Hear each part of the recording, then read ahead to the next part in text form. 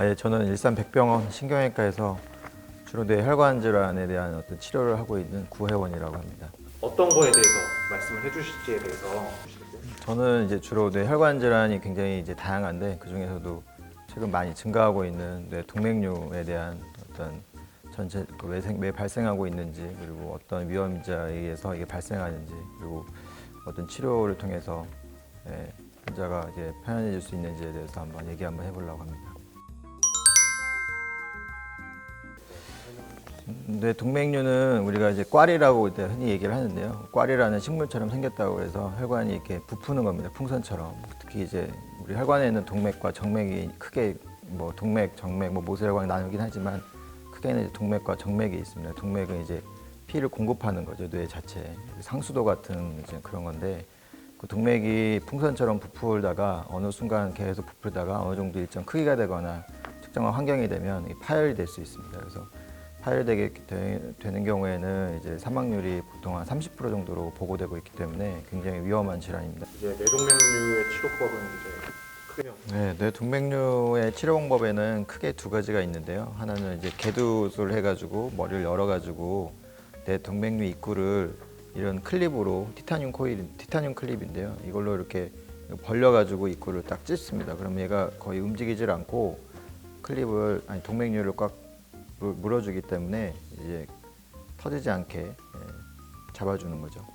근데 이건 이제 개두술을 할 때 쓰는 클립이고, 이제 우리 또 하나의 치료 방법은 우리 대퇴부에 있는 혈관을 사타구니 혈관을 대퇴혈관을 천자에서 관을 올려가지고 동맥류 안에다가 밑에 도관을 집어넣습니다. 그래서 그 밑에 도관을 따라가지고 백금으로 만드는 코일을 집어넣는 건데, 이게 이제 우리가 코일입니다. 백금으로 만든 코일. 그래서 이렇게 보시면 밑에 도관에다 넣고 동맥류 안에다가 요 끝에까지 이렇게 동맥류의 모양에 따라서 보통 동맥류가 뭐 4, 5mm, 5, 6mm 이런 게 많기 때문에 안에 이렇게 이걸 말고 동맥류 안을 채우게 되고요. 이게 마커가 있어서 어느 정도 채워지면 그 이상 밀어넣으면 안 되고, 마커에 따라서 넣은 다음에 우리가 밖에서 이제 전기 자극을 주면 이 철사하고 동맥류가 끊어지게 됩니다. 그래서 이 끝부분만 동맥류 안에 남게 되죠. 보통 이런 코일들을 동맥류의 크기에 맞춰서 몇 개를 더 집어 넣습니다. 그래서 완전히 꽉 채워가지고 동맥류 안으로 혈류가 들어가지 않게 이렇게 하는 게 코일 색전술입니다. 저희가 이거를 기획하면서 뇌동맥류에 대해서 좀 궁금한 거에 대해서 좀 서치를 해봤어요. 그래서 되게 좀 다양한 질문들이 좀 있더라고요. 그래서 이거에 대해서 좀 설명을 해주실 수 있을까 해서 좀 질문을 준비를 해봤는데 첫 번째 이게 가장 많더라고요. 그러니까 뭐 최근 며칠 동안 머리 뒤쪽이 땡기고 망치로 얻어맞은 느낌이에요. 이게 뇌동맥류 전조 증상일까요? 라는 거에 있는데 이건 어떻게 보시나요? 저희가 외래를 제가 많이 보게 되면 환자분이 뒷골이 많이 땡깁니다. 머리가 지끈지끈 아파요. 이런 환자들은 굉장히 많습니다. 두통의 가장 흔한 환자분들이 그렇게 표현을 하고 있고요. 단순하게 그냥 뒷골이 땡기면서 지끈지끈 아프고 뭐 약간 울렁증 있고 어지럽고 이런 환자분들은 사실은 저희가 동맥류를 바로 의심은 하진 않습니다. 왜냐하면 이제 긴장성 두통이라든지 우리 경추성 두통이나 편두통 이런 분들이 보통 그렇게 많이 호소하시기 때문에 대부분 그런 환자들은 저희가 약물 치료를 먼저 해보고 그래도 반응이 없거나 그런 경우에는 이제 다시 우리가 사진을 촬영을 권하고 있는데요. 하지만은 이제 아까 질문하신 것 중에 갑작스럽게 망치로 얻어맞은 느낌의 두통이라고 그러면 그거는 좀 다릅니다, 양상이. 그거는 이제 갑작스럽게 혈관에 이제 출혈이라든지 갑자기 변화가 있는 경우에 이제 그렇게 동맥류가 갑자기 커진다든지 이런 경우에 갑자기 망치로 얻어맞은 것 같은 통증을 느끼기 때문에 실제적으로 뇌동맥류가 파열되는 경우에 대부분의 가장 주증상은 두통입니다.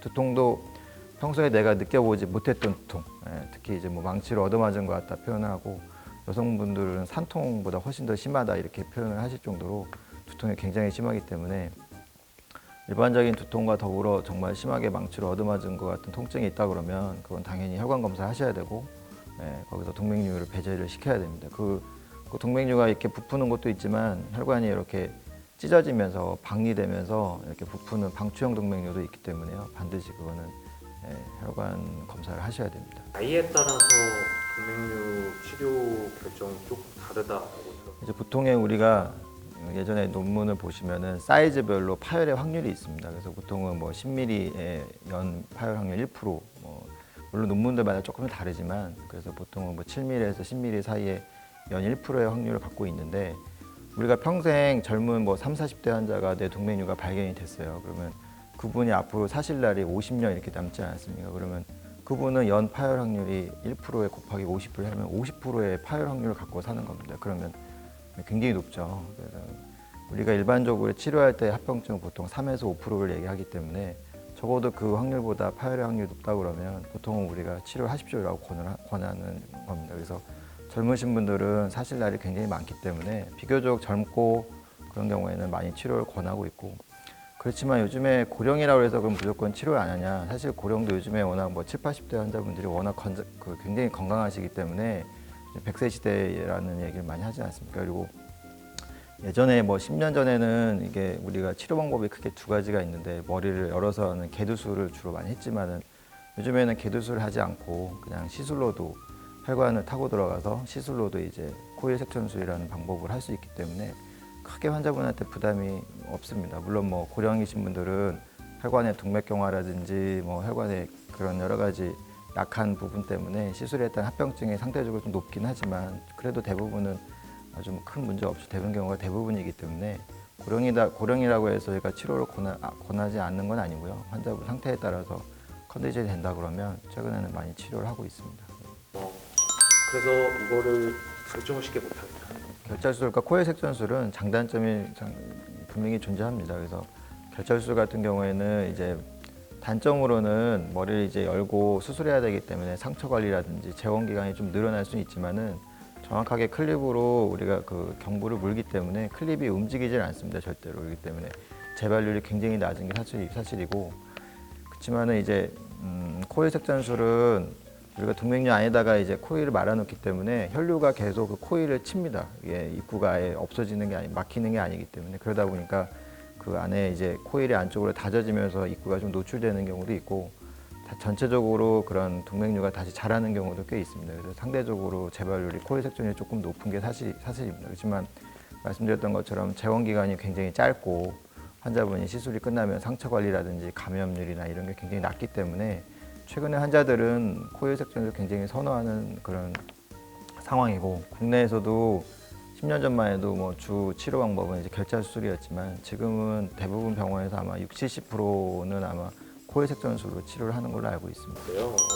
위내시경이나 비행기를 타면 위험한가요? 비파열성 뇌동맥류는 아까 제가 언급을 못하긴 했는데 그 위험인자 중에 왜 발생하는지 이런 부분이 조금 설명이 덜 된 것 같아요. 주로는 이제 우리가 혈관성 위험인자라고 얘기하는 게 크게 이제 5가지에서 보통 6가지까지 얘기하는데 고혈압, 당뇨, 고지혈증, 이제 만성 질환과 함께 습관적인 거죠. 음주, 흡연, 그다음에 이제 비만을 뽑습니다. 그래서 6가지 우리가 얘기를 하는데 이 혈압이 가장 영향이 큰 걸로 돼 있어요. 특히 혈압 변화가 굉장히 심할 때. 그래서 아까 교통 동맥에 있는 게 잘 터지는 게 혈압 변화가 많기 때문에 그런 거거든요. 그래서 고혈압이 갑자기 혈압이 높을 수 있는 상황이 되는 거죠. 내시경 할 때나 복압이 굉장히 올라간다든지 힘을 많이 준다든지 비행기는 굳이 뭐 혈압이 꼭 올라가지는 않지만 뭐 기압 변화라든지 이런 게 좀 영향이 줄 수는 있죠.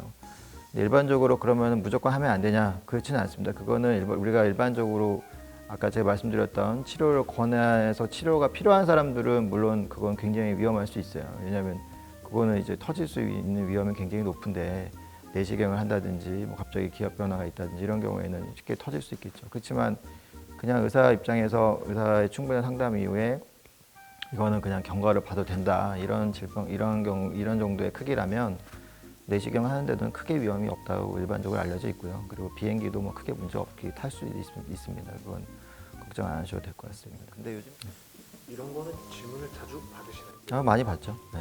그리고 특히 이제 시술 전 환자한테도 받지만 시술 후에 비행기 타도 되냐 이제 여행을 많이 다니시는 분들은 항상 얘기 듣는데 시술 후에는 저는 근데 보통 한 달 정도는 좀 쉬고 가시라고 합니다. 물론 대부분은 괜찮을 수 있지만 약간 초반에 이제 급성기에 대부분 뭐 혈전이라든지 문제가 생길 수 있는 부분이 있을 수 있으니까 보통 한 달 정도 지나면 비행기 타시라고 말씀드립니다. 그 내시경 부분은 또 하나 있는데 시술 후에 내시경을 할 수도 있어요. 근데 저희가 코일도 그냥 코일만 넣는 경우가 있고 그러니까 동맥류의 목 부분이 굉장히 넓은 경우에는 스텐트를 이렇게 지지를 해주고서 코일을 넣는 경우가 있는데 스텐트를 넣으면 보통 저희가 혈전 같은 게 잘 생기기 때문에 항혈소판제인 아스피린 같은 약을 보통 한 뭐 3에서 6개월, 길게 1년까지도 씁니다. 이제 그런 경우에는 내시경은 자제하시는 게 좋겠습니다.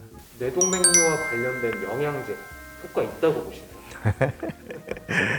환자들이 굉장히 질문을 많이 하는데 특히 요즘에 이제 뭐 홈쇼핑 틀면 뭐 무슨 새우, 뭐 오일 뭐 이런 나오는데 뭐 오메가3도 이전에는 막 오메가3였죠. 그런데 요즘에 또 틀면 솔직히 말씀드리면 전혀 뇌동맥류에 영향이 없다고 저는 생각이 들고요. 그거는 뇌동맥류가 있는 환자가 그걸 먹는다고 해서 절대 동맥류가 없어진다든지 크기가 준다든지 이런 경우는 없습니다. 사실 그런 부분은 그냥 제가 환자들이 많이 질문하면 저는 이렇게 직접적으로 얘기합니다. 그냥 뭐 음식이라고 생각하고 그냥 편안하게 드세요. 이게 드시고 싶으시면 괜찮습니다 하고 드시는데 뭐 동맥류는 근데 크게 뭐 그게 줄지는 않습니다라고 말씀을 드리고요.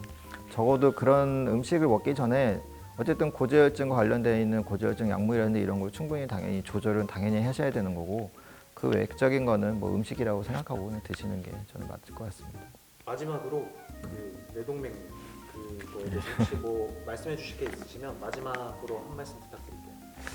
일단 뇌동맥류 하면은 인터넷 많이 찾아보세요 환자분들이. 예, 이제 뇌동맥류입니다 진단을 제가 드리면은 뇌혈관 조영술 합시다 그러면 이제 처음에는 이제 뭐 그런 병이 다 있지 그러고 하다가 다시 오실 때면 굉장히 두려움을 갖고 오시더라고요. 왜냐면 인터넷에 찾아보면 처음부터 끝까지 다 좋은 얘기가 없어요. 다 죽는다 뭐 물론 굉장히 룰을 잘 따르는 질병 중에 하나입니다. 30%는 파열됐을 경우에 30분 실제로 돌아가시고 30% 정도는 이제 후유증을 많이 안고 계시고 나머지 한 40~40%는 정상 생활을 하시는데 그렇기 때문에 관리가 사실 정확히 필요한 질병이긴 한데요.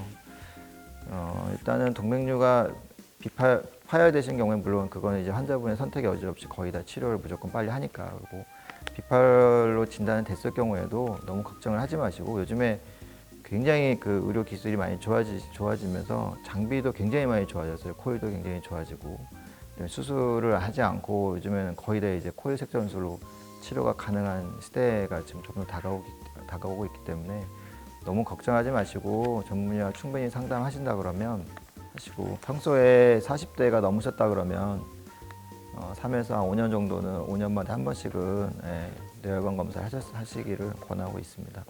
그렇게 관리하시면 뇌혈관 건강은 잘 지킬 수 있을 거라 생각이 듭니다.